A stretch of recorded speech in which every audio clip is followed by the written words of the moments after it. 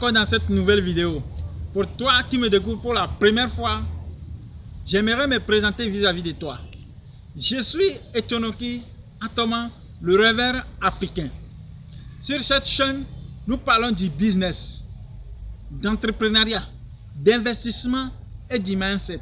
Car moi je suis convaincu que si nous voulons faire émerger notre continent, c'est de se lancer beaucoup dans l'entrepreneuriat.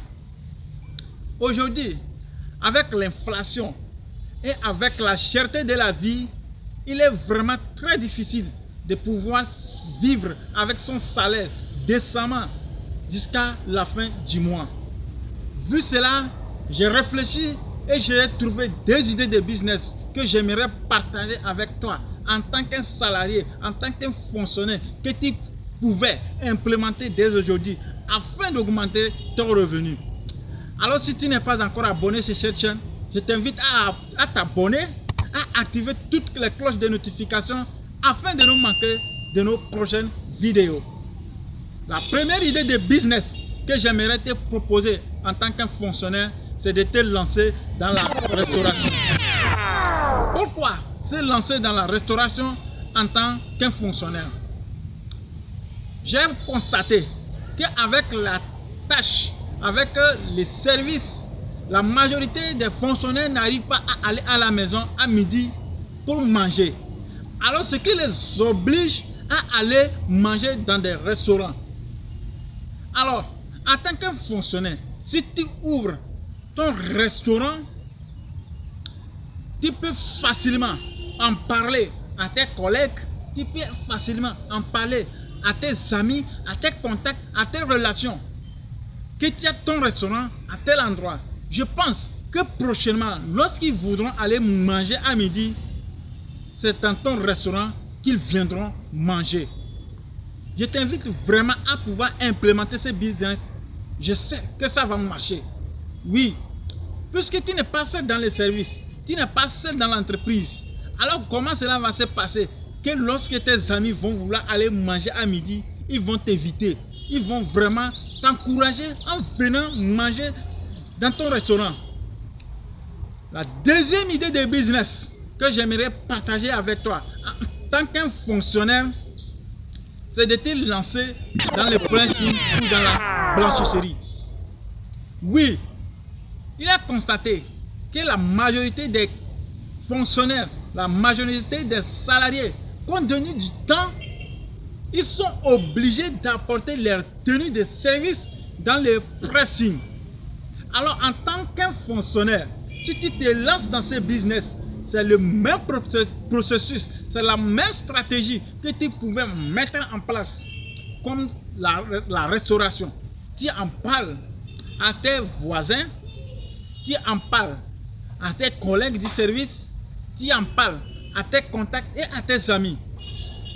Et je pense que lorsqu'ils pourront vraiment amener leur tenue, leur linge dans un pressing, c'est ton pressing qu'ils vont préférer amener. Puisque tu es là-bas, ils pourront vraiment gagner la confiance qu'ils ont en toi. Grâce à la confiance qu'ils ont en toi, ils vont t'apporter leur linge. Alors, quelle stratégie utiliser dans ce business de pressing en tant que fonctionnaire pour que cela puisse facilement marcher? C'est de proposer faire les collectes et livraisons à domicile. Lorsque tes collègues voudront venir au service, ils vont t'apporter les linges au service où tu recevras les linges, tu les mets dans ta voiture ou bien tu les gardes dans le bureau. Tu fais appel à ton employé, à ton technicien de la blanchisserie qui viendra chercher ces linges afin d'aller commencer le travail. C'est la même chose. Lorsque le traitement finit, ton technicien peut t'apporter les linges au bureau afin que tu puisses les remettre au propriétaire. Avec cette idée de business, je sais que tu peux te faire beaucoup d'argent. Oui, tu peux beaucoup de faire de l'argent. Parce que lorsque tu as déjà les collègues, tu as déjà gagné leur confiance. Alors c'est très simple de pouvoir réussir dans ce business. Maintenant, je vais partager avec vous des stratégies en tant qu'un fonctionnaire de pouvoir augmenter ce revenu s'il ne veut pas se lancer dans le business du de la restauration ou de la blanchisserie. Alors, en tant que fonctionnaire, si tu as une voiture, si tu as une moto, je pense que tu peux te lancer dès aujourd'hui dans le domaine du transport. Comment tu peux te lancer dans le domaine du transport en tant qu'un fonctionnaire? C'est très simple. La majorité des fonctionnaires, lorsqu'ils quittent à la maison pour aller au service, leurs motos, leurs voitures sont garées au garage au niveau du service.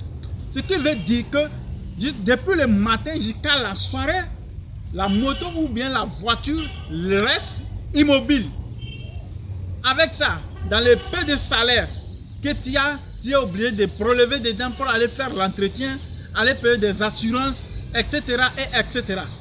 Donc moi, je te propose dans cette vidéo que tu peux chercher un chauffeur professionnel, qualifié, qui aurait au moins 2 ans d'expérience dans la conduite, tout comme la moto ou bien la voiture. La matinée, il devient comme si c'était ton chauffeur. Il vient te chercher à la maison avec ta voiture, il te dépose au service et il sort au niveau de la station avec ta voiture ou bien ta moto. Bon, je vais parler de la voiture d'abord. Si il sort à la station avec ta voiture, il peut travailler avec la voiture. Du matin jusqu'à la soirée, tu lui donnes l'heure que tu descends du service. Il revient également de te chercher au service afin de te déposer à la maison. Également, en te déposant à la maison, il garde la voiture également à la maison. Le lendemain matin, c'est le même processus. Il vient te chercher comme si c'était ton chauffeur personnel. Il te dépose au service et il ressort également avec la voiture. Je pense qu'avec ce business aussi, avec cette stratégie, tu vas gagner beaucoup d'argent. Prochainement, les assurances que tu auras à payer, les vidanges que tu auras à faire, l'entretien que tu auras à faire, c'est avec l'argent que te génère ta voiture que tu vas utiliser une partie pour entretenir ta voiture. C'est le même processus. Si c'est que tu as ta moto, tu trouves un conducteur de moto communément appelé Zemijan, tu lui confies ta moto. La matinée, il vient te chercher à la maison avec ta moto, il t'amène au service. Le soir, il revient te chercher aussi également avec ta moto et il te dépose à la maison où il va également garer la moto. Ainsi de suite, ainsi de suite. Avec le parrain que vous allez faire, je suis convaincu que jusqu'à la fin de l'année, vous pouvez gagner l'argent d'une autre voiture, mais pourquoi pas 2 voitures si le business, la stratégie est bien mise en place. Ainsi que l'homme de la moto, jusqu'à la fin de l'année, tu peux également gagner l'argent d'une moto, pourquoi pas aussi 2 motos. Donc ce qui veut dire que tu viens de te lancer également dans le transport. Au lieu d'aller garer sa voiture dans les services qui va te coûter des dépenses d'entretien, qui va te coûter des dépenses d'assurance, moi je te propose de te lancer dans ce business aussi. Utilise cette stratégie pour gagner de l'argent. Dès le départ, tu ne vas pas totalement te sentir à l'aise. Mais ce que je te propose que tu puisses faire dès le départ, dès le début, c'est que tu puisses permettre au chauffeur qui finisse sa semaine le vendredi, disons le vendredi à midi. Comme ça, dans la soirée, tu prends ta voiture ou bien ta moto et tu continues le week-end. Tu vas à tes voyages du week-end, tu fais tes circulations de week-end, tu rends plaisir à ta famille le week-end. Maintenant, le lundi, il revient également à la maison, chercher la voiture ou bien la moto et le processus commence. J'ai vraiment réfléchi, j'ai cherché quelle idée de business, quelle stratégie je pouvais partager avec toi afin de pouvoir augmenter tes revenus et faire plaisir à ta famille. Puisque tout a augmenté sauf le salaire. Je pense que cette vidéo t'a plu. Si elle t'a plu, si tu n'es pas encore abonné, abonne-toi à cette chaîne. Active toutes les cloches de notification afin de ne manquer de nos prochaines vidéos.